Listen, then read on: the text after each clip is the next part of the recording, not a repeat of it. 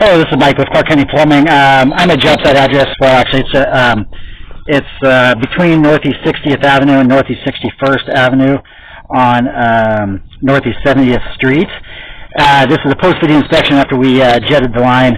Had a little bit of debris in the line. We gained access through a 6-inch clean out in the middle of the road, and I've pushed downstream to the downstream manhole. That's where we pulled the debris out of, and approximately 100 feet downstream.